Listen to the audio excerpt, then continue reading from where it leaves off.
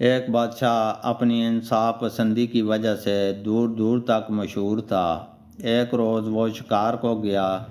جب جنگل کے قریب پہنچا تو ہر شخص شکار میں مصروف ہو گیا۔ تو بادشاہ نے اپنے وزیر سے کہا، تم میرے ساتھ گھوڑا دوڑاؤ، کیونکہ مدت سے میری خواہش رہی ہے کہ میں یہ جانوں کہ تمہارا گھوڑا زیادہ تیز رفتار ہے یا میرا۔ وزیر نے بادشاہ کے حکم کے مطابق گھوڑے کو دوڑانا شروع کر دیا۔ بادشاہ نے بھی اپنے گھوڑے کو ایڑ لگائی۔ جب یہ لوگ بہت دور نکل گئے تو بادشاہ نے لگام موڑ لی اور کہا، اس سفر کو یہیں ختم کر دو۔ میرے دل میں ایک خطرہ لاحق ہو گیا ہے۔ میں اپنے کسی بھی مصائب کو اعتماد کے قابل نہیں سمجھتا۔ البتہ مجھے تم پر پورا بھروسہ ہے، اس لیے چاہتا ہوں کہ تنہائی میں تم پر اپنا راز ظاہر کر دوں۔ وزیر نے خدمت بجا لاتے ہوئے کہا، اگرچہ یہ ناچیز اپنے آپ کو اس قابل نہیں سمجھتا کہ جہاں پناہ اپنا راز مجھ پر ظاہر کرے، بہرحال اگر آپ نے مجھے اس لائق سمجھا ہے تو اس راز کو جان سے بھی زیادہ عزیز رکھوں گا، یہاں تک کہ ہوا بھی اس کو نہ پا سکے گی۔ بادشاہ نے اس کو سراہتے ہوئے کہا، مجھے اپنے بھائی کی طرف سے اندیشہ رہتا ہے۔ اس کی حرکات و سکنات پر نظر کرتا ہوں تو محسوس ہوتا ہے وہ میرے قتل کے در پہ ہے، اور میں نے بھی یہ طے کر لیا ہے کہ اس سے پہلے کہ وہ مجھے کوئی نقصان پہنچائے، میں ہی اس کا صفایا کر دوں۔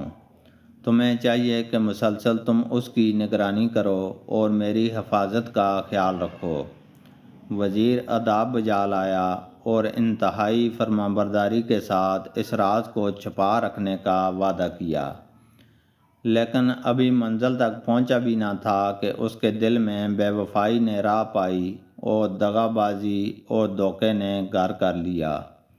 وزیر پہلی فرصت میں بادشاہ کے بھائی کے پاس حاضر ہوا اور جو کچھ واقعہ بادشاہ سے سنا تھا اسے کہہ سنایا۔ بادشاہ کے بھائی نے اسے ڈھیروں انعام و اکرام دیا اور بہت سے وعدے کیے اور نہایت تدبیر کے ساتھ اپنے آپ کو بادشاہ سے بچاتا رہا، اور ایک دن موقع پا کر بادشاہ کو قتل کر دیا اور خود سلطنت پر قابض ہو کر بادشاہ بن کر بیٹھ گیا۔ تخت نشین ہوتے ہی سب سے پہلے اس نے حکم دیا کہ وزیر کو قتل کر دیا جائے۔ وزیر نے باادب ہو کر عرض کیا، حضور کا اقبال بلند ہو، میرا گناہ کیا ہے جس کی سزا مجھے یہ مل رہی ہے کہ آپ میری جان لینے پر تل گئے ہیں؟